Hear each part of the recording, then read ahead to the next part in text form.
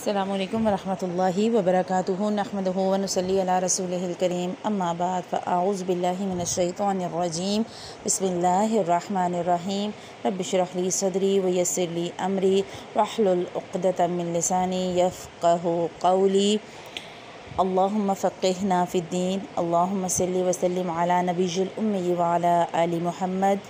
سیرت النبی کے آج کے سیشن میں ہم دیکھیں گے کہ جو ہم نے لاسٹ مکمل کیا اپنا سبق کہ اللہ کے نبی صلی اللہ علیہ وسلم کے لیے دو بڑے دنیا کے سہارے بیرونی طور پر یا باہر اللہ کے نبی صلی اللہ علیہ وسلم کا دفاع کرنے والے ان کے چچا ابو طالب دنیا سے انہیں چھوڑ کر چلے گئے، اور اس کے بعد اسی حالات میں انہی تکلیف دہ وقت میں حضرت خدیجہ کی بھی وفات ہو گئی، اور حضرت خدیجہ رضی اللہ تعالیٰ عنہا کی وفات کے بعد وہ چونکہ آپ کی بیوی تھیں، غم گسار زندگی کا سب سے بڑا سہارا ہوتی ہے بیوی، اور حضرت خدیجہ رضی اللہ تعالیٰ عنہا کے دنیا سے جانے کے بعد اللہ کے نبی صلی اللہ علیہ وسلم کو جہاں دکھ اور تکالیف زیادہ بڑھ گئی ان کی، وہیں پر مشرکین کی جسارت بھی بڑھ گئی۔ وہ کھل کر اللہ کے نبی صلی اللہ علیہ وسلم کو اذیت پہنچانے لگے، اور اللہ کے نبی صلی اللہ علیہ وسلم بھی ہر واقعہ سے شدت کے ساتھ متاثر ہونے لگے، حتیٰ کہ اللہ کے نبی صلی اللہ علیہ وسلم یہ کہہ اٹھے کہ قریش نے میرے ساتھ کوئی ایسی بدسلوکی نہ کی جو مجھے ناگوار گزری ہو، یہاں تک کہ ابو طالب کا انتقال ہو گیا۔ یعنی ابو طالب ان کے لیے ایک بہت مضبوط قلعہ تھے۔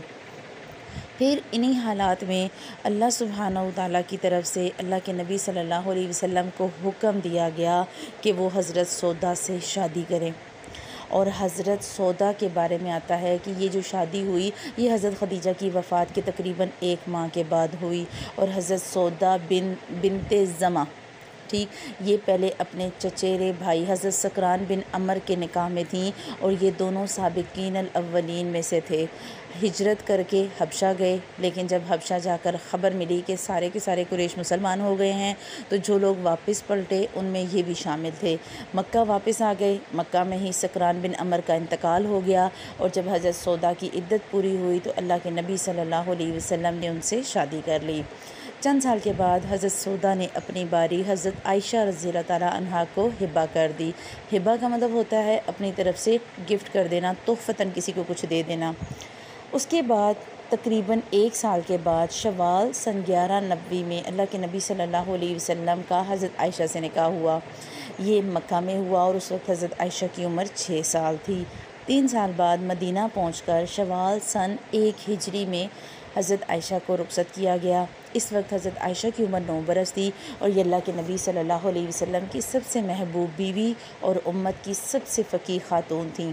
ان کے فضائل بھی بہت سے ہیں اور درجات مناقب بھی بہت سے ہیں۔ یہاں پر آگے چلنے سے پہلے ہم تھوڑی سی بات کر لیتے ہیں کہ جو لوگ اعتراض اٹھاتے ہیں کہ حضرت عائشہ کی اتنی کم عمر میں شادی ہوئی تو یہ تو وہ تو 9 سال یا 6 سال یا اختلافات میں پڑ جاتے ہیں، اور ہمارے سامنے جب یہ بات کی جاتی ہے تو بینگ اے مسلم ہمارے پاس کوئی لاجیکل آنسر نہیں ہوتا۔ تو پہلی تو سب سے اہم بات یاد رکھیں کہ اللہ کے نبی صلی اللہ علیہ وسلم نے جتنے بھی نکاح کیے وہ اللہ سبحانہ وتعالیٰ کے حکم سے کیے، اللہ کے حکم کے بغیر کوئی شادی نہیں ہوئی۔ دوسری چیز یہ کہ اگر ہم تھوڑا سا ماضی میں جائیں، اللہ کے نبی صلی اللہ علیہ وسلم کی عمر تھی 25 سال، اور جب حضرت خدیجہ سے ان کا نکاح ہوا حضرت خدیجہ کی عمر تھی 40 سال، اور ہم یہ بات کر چکے کہ 40 سال کی عمر میں ایک عورت اپنی زندگی کی تقریباً ساری بہاریں مکمل کر چکی ہوتی ہے۔ خوشی، غم، دکھ، جوانی، آدھی سے زیادہ جوانی تو گزر چکی ہوتی ہے، بڑھاپے کی طرف انسان جا رہا ہوتا ہے، اور 25 سال کی عمر میں ایک مرد کے جذبات کے ابھرنے یا ان کے عروج کا وقت ہوتا ہے۔ تو اس عمر میں اللہ کے نبی صلی اللہ علیہ وسلم نے حضرت خدیجہ سے نکاح کیا۔ اب دوسری شادی انہوں نے کی حضرت سودا بنت زمع سے۔ حضرت سودا بھی اپنی زندگی گزار چکی تھیں۔ اب جب یہ ساری چیزیں ہم دیکھتے ہیں تو اس پہ تو کوئی اعتراض نہیں اٹھاتا کہ ایک 25 سال کا ینگ نوجوان اس نے 40 سال کی بیوہ سے شادی کی جو پہلے سے شادی شدہ تھی، پہلے سے جس کے بچے بھی تھے، اور حضرت خدیجہ سے شادی کے بعد کتنا بڑا آنر اللہ سبحانہ وتعالیٰ نے انہیں دیا۔ اللہ کے نبی صلی اللہ علیہ وسلم نے ان کی زندگی میں کوئی نکاح نہیں کیا، ان کے جانے کے بعد انہوں نے حضرت سودا سے نکاح کیا۔ تو اگر ایک بندہ جو زندگی میں اکیلا ہو گیا ہے، اگر انہوں نے حضرت سودا سے جب نکاح کیا تھا اس وقت بھی تو وہ کسی ینگ لڑکی سے شادی کر سکتے تھے، لیکن ایسا نہیں ہوا۔ حضرت عائشہ سے ان کی شادی جب ہو رہی ہے تو اب اللہ کے نبی صلی اللہ علیہ وسلم کی عمر بڑھ گئی۔ ایک بڑھتی ہوئی عمر میں ایک 9-10 سال کی لڑکی یا 6 سال کی لڑکی سے اگر آپ کا نکاح ہو رہا ہے، یا 9-10 سال کی لڑکی، اور عرب کے معاشرے میں 9-10 سال کی لڑکی ینگ ہوتی ہے، جوان ہوتی ہے۔ یہ ہمارے ہاں یہ چیز ہے کہ 18 سال میں بچہ بالغ ہوتا ہے، حالانکہ سب یہ جانتے ہیں کہ بچیاں 10-12 سال میں تو اب ہمارے یہ انڈیا پاکستان میں بھی اور بنگلہ دیش ہمارے اس ایریاز میں بھی ہو رہی ہیں جوان۔ تو اس بات کو سمجھنے کی ضرورت ہے کہ کوئی اگر اسلام پہ اعتراض اٹھائے تو آپ کو یہ بات پتہ ہو، ایک تو عرب کا کلچر ایسا تھا، عرب کا ماحول ایسا تھا، ایریا ایسا تھا، وہاں کے جو ماحول کے اثرات کی وجہ سے بچیاں جلدی جوان ہو جاتی تھیں۔ دوسری چیز یہ کہ اگر اس چیز کو بھی اگنور کر دیا جائے تو اللہ کے حکم پہ نکاح کیا گیا، اللہ نے حکم دیا، اللہ کے نبی صلی اللہ علیہ وسلم نے کر لیا۔ جہاں ہم اللہ سبحانہ و تعالیٰ کی باقی حکمتوں کو نہیں سمجھ سکتے، ہم نہیں سمجھ سکتے کہ اللہ تعالیٰ نے ایسا کیوں کیا، اور میرے خیال میں اس کی سب سے بڑی وجہ یہی تھی کہ حضرت محمد صلی اللہ علیہ وسلم کے دنیا سے جانے کے بعد حضرت عائشہ نے بہت سی احادیث روایت کیں۔ آپ دیکھیں میکسیمم احادیث اماں عائشہ سے مروی ہیں۔ اماں عائشہ اتنی فقیہ خاتون تھیں کہ انہوں نے ایک ایک چیز کو بہت اچھے طریقے سے بیان کیا۔ تو کیا یہ ان کے فضائل کے لیے کم بات ہے؟ ہمیں صرف اعتراضات کرنے آتے ہیں دین پہ، اور اگر ایک بندہ، ہم نے پڑھا 1 ماہ کے بعد حضرت خدیجہ کے مرنے کے 1 ماہ کے بعد حضرت سودا سے اللہ کے نبی صلی اللہ علیہ وسلم کا نکاح ہو گیا۔ اب ذرا یہاں پر رکی دوسرے پوائنٹ کو بھی سمجھ لیں۔ ہمارے ہاں جب ایک خاوند کی، ایک مرد کی بیوی فوت ہو جاتی ہے اور اس سے نکاح کے لیے کوئی آفر دے، یا وہ بیچارہ کسی مجبوری کی وجہ سے نکاح کرے، تو ہمارے ہاں کیا کہا جاتا ہے، ابھی تو اس کی بیوی کی قبر کی مٹی بھی خشک نہیں ہوئی اور دیکھو نکاح کر کے بیٹھ گیا۔ ایون لوگ تو یہ کہتے ہیں لگتا ہے پہلے سے کوئی چکر چلایا ہوا ہوگا، اسی لیے دیکھو نا ادھر سے بیوی مری، اس نے شکر کیا، جان چھوٹی، اس نے اپنا نکاح کر لیا۔ ہم لوگوں نے ان چیزوں کو اتنا غلط تصور دے دیا ہے۔ اسلام ہمیں یہ چیزیں نہیں بتاتا۔ اسلام کہہ رہا ہے بیوی فوت ہو گئی نکاح کر دو، خاوند فوت ہو گیا، حضرت سودا کا خاوند فوت ہوا نا، تو حضرت سودا کے خاوند کے فوت ہونے کے بعد، حضرت سکران کے فوت ہونے کے بعد جیسے ان کی عدت پوری ہوئی، اللہ نے حکم دیا نکاح کر لو۔ اب جب عدت پوری ہو جاتی ہے تو عورت آزاد ہے، عورت نے نکاح کرنا، اور عورت اور مرد کے لیے نکاح ضروری ہے تاکہ وہ ہر اچھے برے، غم خوشی، سرد گرم سے بچ سکے۔ ایک مرد کو سب سے زیادہ ضرورت ایک عورت کی ہوتی ہے، اور اس کے پیچھے مقصد صرف ایک ہی نہیں ہوتا۔ ایک مرد کے لیے گھر میں سکون، کھانا بنانا، اس کے گھر کے کام، اس کے بچوں کی حفاظت، یہ سارے کام عورت کرتی ہے۔ عورت کے لیے گھر میں ہونا عورت کا ایک مرد کے لیے سب سے بڑا سکون ہے۔ وہ کمانے کے لیے صبح نکلتا ہے اور آدھی رات کو واپس آتا ہے تو وہ تسلی میں ہوتا ہے کہ میرے بچوں کے پاس عورت موجود ہے، چاہے وہ ان کی سگی ماں نہ ہو، لیکن گھر میں موجود تو ہوتی ہے، جو ان کے کھانے پینے کا وقت پہ دھیان رکھتی ہے، جو ان کے کپڑے جوتے کا دھیان رکھتی ہے، جو انہیں ہر اچھے برے آزمائش اور وقت سے بچاتی ہے۔ تو ہمیں یہ سمجھنے کی ضرورت ہے کہ اگر ایک عورت کا خاوند فوت ہو جائے یا ایک مرد کی بیوی فوت ہو جائے تو اسلام کیا کہہ رہا ہے، فوراً نکاح کر دو، فوراً شادی کر لو، جہاں کوئی مناسب رشتہ ملے شادی کر لے، اور عمر کا بھی فرق نہیں کرے۔ ہمارے ہاں کیا ہوتا ہے، جیسے اللہ کے نبی صلی اللہ علیہ وسلم کا نکاح ہو رہا ہے اور اپنے سے اتنی چھوٹی عمر کی لڑکی کے ساتھ، ہم نے جب حضرت خدیجہ کی ڈیٹیل پڑھی تھی تو میں نے آپ کو تب بھی بتایا تھا کہ بعض دفعہ حالات ایسے ہو جاتے ہیں کہ آپ کو ایک بڑی عمر کی عورت سے نکاح کرنا پڑتا ہے، کوئی بات نہیں، انفارچونیٹلی اگر ایسے حالات بن جاتے ہیں اور حالات کے مطابق آپ ایسا فیصلہ کرتے ہیں تو ٹھیک ہے۔ اسی طرح اگر ایک چھوٹی عمر کی لڑکی ہے، بعض دفعہ میں مثال سے آپ کو یہ بات سمجھاؤں گی، بعض دفعہ کیا ہوتا ہے کہ ایک بندہ ہے، اس کا دوست فوت ہو گیا، پیچھے ایک بچی، میاں بیوی دونوں مر جاتے ہیں، ایک بچی بچ جاتی ہے۔ اب ہمارے معاشرے میں کیا ہوتا ہے کہ وہ دوست اس بچی کو گھر تو لے جاتا ہے، وہ منہ بولی بیٹی بنا لیں گے، منہ بولی بہن بنا لیں گے، اپنی مرضی کے سارے رشتے بنا لیں گے، ٹھیک ہے، لیکن وہاں نکاح کی جرات کسی کو نہیں ہوتی۔ اور اسلام کیا کہہ رہا ہے، اسلام ان رشتوں کو نہیں مانتا جو آپ اور میں بناتے ہیں۔ اسلام کہتا ہے نکاح کرو، تحفظ دے دو، دوسرا نکاح کر لو، تیسرا کر لو، لیکن نکاح سے تحفظ دو۔ ہمارا مسئلہ یہ ہے کہ ہم نکاح کو جو اسلامی طریقہ ہے اسے رواج نہیں دیتے، باقی فضول کے رشتے بنا لیتے ہیں۔ کئی جگہ ایسے فیصلے کرنے پڑتے ہیں نا، انسان خود نکاح کر لے، خود نہیں کر سکتا اپنی اولاد کا کر دے، اپنی اولاد کو اس قربانی کے لیے پیش کر دے، لیکن ایسے بغیر نکاح کے غیر محرم کو اپنے گھر رکھنا یہ بھی غلط طریقہ ہے۔ اور ہمیں ان ساری باتوں کو آج کے وقت میں سمجھنے کی ضرورت ہے کہ جہاں وقت اور حالات کے مطابق فیصلے کرنے پڑیں تو بعض دفعہ فیصلے تلخ ہوتے ہیں، لیکن وہ مستقبل میں آپ کے لیے اچھے ثابت ہو جاتے ہیں، کیونکہ انہی فیصلوں سے آپ کے گھر ٹوٹنے سے بچ جاتے ہیں اور آپ حرام کاریوں کی طرف جانے سے بچ جاتے ہیں۔ اور کسی کو یہ کہنے کی ضرورت نہیں ہے کہ ہاں جی اس کا خاوند مرا تو دیکھو نا، اس نے تو خاوند کے مرتے عدت پوری ہوئی تو نکاح کر لیا۔ اس کا حق ہے، اسلام حق دے رہا ہے ایک عورت کو بھی اور ایک مرد کو بھی۔ ہم عورت کو، اچھا یہاں میں ایک اور چیز بھی آپ سے کروں، عورت کو تو پھر بھی کہیں نہ کہیں جو ہے وہ شادی کر دی جاتی ہے عورت کی کچھ عرصے بعد کہ جی کون خرچہ کرے گا تو کون اٹھائے گا تو کفالت کون کرے گا، یہ کہہ کر عورت کی تو پھر کچھ نہ کچھ ہو ہی جاتا ہے۔ لیکن مرد کے معاملے میں ہمارے دل زیادہ سخت ہوتے ہیں، ٹھیک ہے، اور خصوصاً اگر مرد 30-40 سال کراس کر جائے، 40 سال کراس کر دیا اور بیوی مر گئی تو پھر تو کہتے ہیں ہاں بڈھے وارے بیاہ کرن چلا ہے۔ تو ایسی باتیں ہم نے نہیں کرنی اور نہ ہی ہم نے ان روایات کو مزید چلانا ہے۔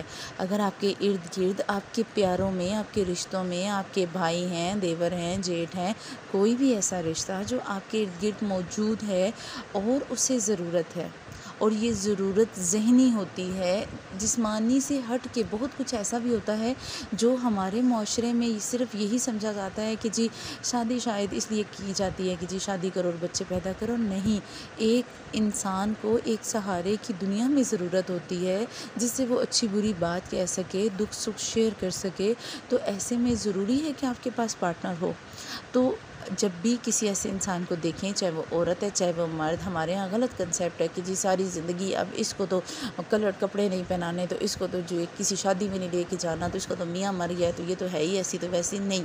آپ نے جب بھی کسی کو دیکھنا ہے، چاہے وہ مرد ہو یا عورت، اس کو نکاح کا مشورہ بھی دیں اور ان کے لیے یہ راستے بھی آسان کریں۔ اور کوئی بھی اسلام پہ تنقید کرے نکاح کے حوالے سے تو صاف کہہ دیں کہ نکاح سنت ہے۔ نکاح کے بارے میں آتا ہے نا کہ اللہ کے نبی صلی اللہ علیہ وسلم نے فرمایا تھا النکاح من سنتی، کہ نکاح میری سنت ہے، فمن راغب عن سنتی فلیس منی، جس نے میری سنت سے اعراض کیا وہ مجھ سے نہیں۔ دیکھیں اللہ کے نبی صلی اللہ علیہ وسلم کی سنتوں سے بھی ہمیں محبت کرنی ہے، جیسے ہمیں باقی چیزوں سے محبت کرنی ہے، تو دلوں کو وسیع کرنا ہے ہم نے۔ اچھا، غم کا سال گزرا تو اللہ کے نبی صلی اللہ علیہ وسلم نے سوچا کہ تبلیغ کے لیے طائف کا سفر کیا جائے، کہ ہو سکتا ہے کہ ہم طائف کی طرف راستہ اختیار کریں اور وہ طائف والے ہماری بات مان جائیں، وہ ہماری دعوت قبول کر لیں، یا اللہ کے نبی صلی اللہ علیہ وسلم کی مدد کریں اور انہیں پناہ دے دیں۔ اللہ کے نبی صلی اللہ علیہ وسلم نے حضرت زید بن حارثہ کو لیا اور طائف کی طرف پیدل چل کھڑے ہوئے۔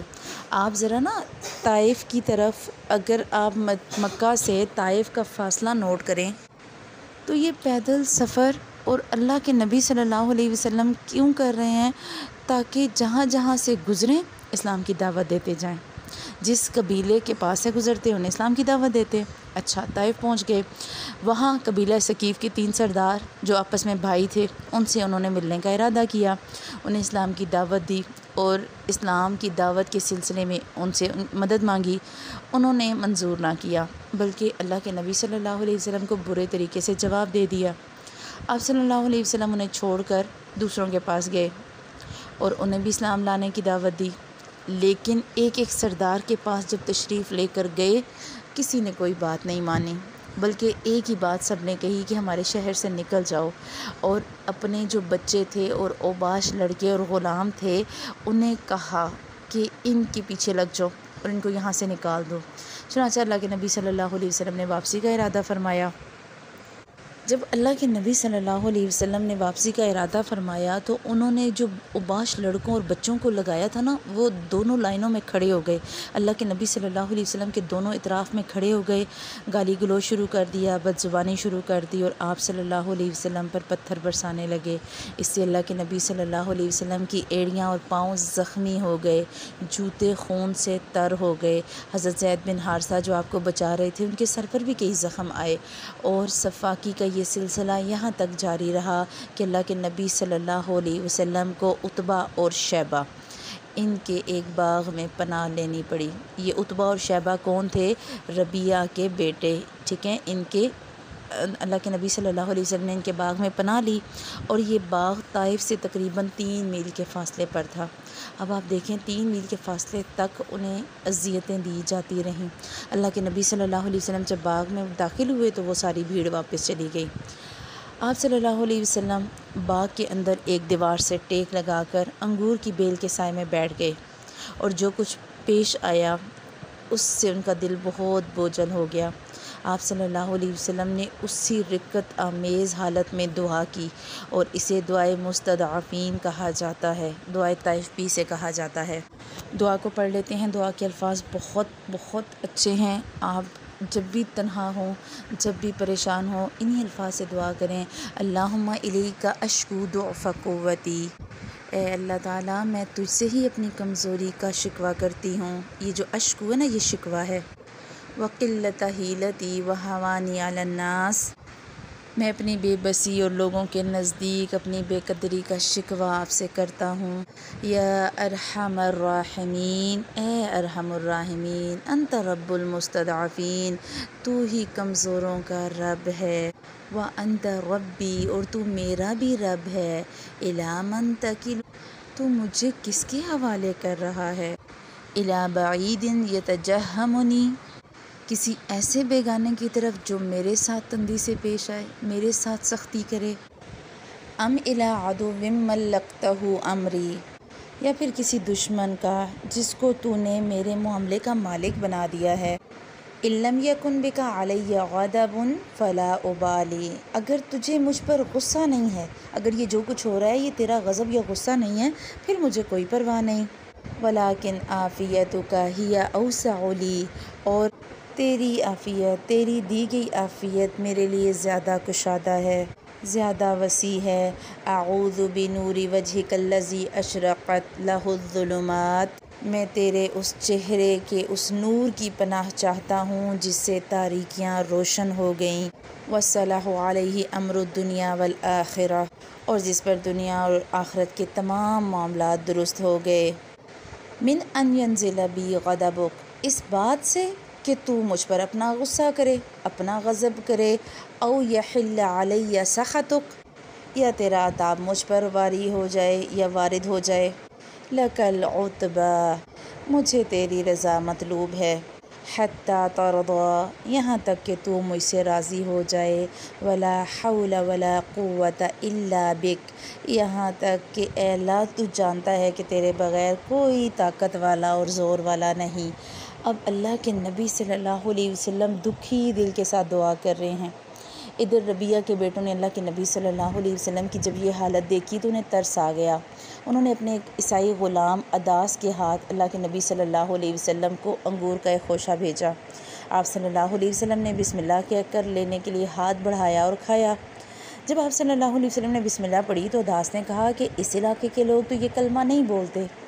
آپ صلی اللہ علیہ وسلم نے فرمایا تم کس علاقے سے ہو؟ وما دینک، اور تمہارا دین کیا ہے؟ اداس نے کہا کہ میں نصرانی ہوں اور نینوا کا باشندہ ہوں۔ اللہ کے نبی صلی اللہ علیہ وسلم نے فرمایا کہ اچھا تم مرد صالح یعنی یونس بن متی کی بستی سے ہو؟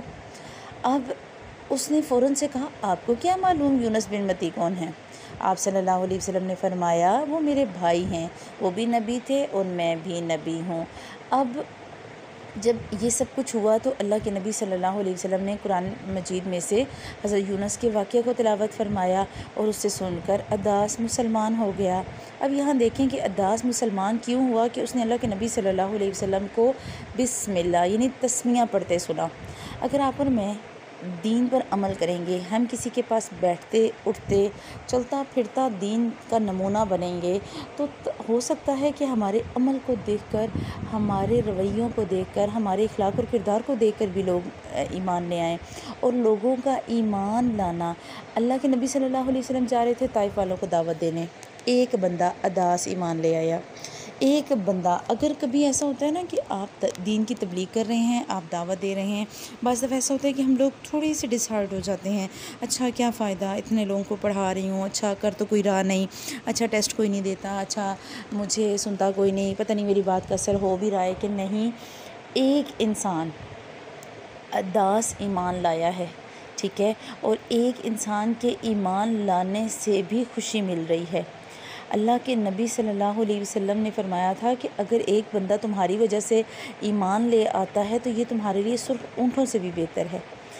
اتنا اسلام کی اتنی قدر ہے کہ اگر ہم یہی سوچتے رہیں گے کہ سارے کے سارے ہماری بات سنیں، سارے کے سارے اب ہمارے پیچھے ہی چل پڑیں، تو ایسا ممکن نہیں ہے۔ ہاں، اگر ہم امپلیمنٹ کریں گے ہر وہ بات، ہر وہ کام، ہر وہ طریقہ جو ہمارے پیارے نبی صلی اللہ علیہ وسلم کا طریقہ ہے، تو ہمیں دیکھ کر بہت سے لوگ ضرور ایمان لائیں گے۔ اور یہ اداس کا ایمان لانا اس بات کی ایک مثال ہے۔ اسی لیے تو کہا گیا ہر بات پہ شکر ادا کرو، شکر شکر شکر، الحمدللہ، ٹھیک ہے، سوتے بیٹھتے اٹھتے کھاتے پیتے اللہ کا ہی شکر، اللہ کا ہی احسان مانو۔ ہو سکتا ہے ہمارے منہ سے اتنا شکر نکلے، ہم چلتے پھرتے مومن نظر آئیں تو ہمیں دیکھنے والے، ہم سے ملنے والے خود ہی ایمان لے آئیں۔ اس سے آگے کا انشاءاللہ اگلے سیشن میں پڑھیں گے۔ اللہ سبحانہ و تعالیٰ سے دعا ہے کہ اللہ تعالیٰ آپ کو اور مجھے اپنے پیارے حبیب حضرت محمد صلی اللہ علیہ وسلم کی سنتوں پہ اچھے طریقے سے مکمل محبت کے ساتھ عمل کرنے والا بنائے۔ ہمیں 24/7 اللہ کے نبی صلی اللہ علیہ وسلم کی محبت، ان کی انسیت اور ان کی سنتوں کا عمل پیرا ہونے والا ایک اچھا سا مومن بنائے۔ آپ ان میں چلتی پھرتی مومنہ نظر آئیں۔ اللہ ہمارے پڑھے ہوئے ایک ایک لفظ کو ہمارے عمل میں ڈھالے۔ سبحانک اللہم و بحمدک، نشہد ان لا الہ الا انت، نستغفرک و نتوب الیک۔ السلام علیکم ورحمۃ اللہ وبرکاتہ۔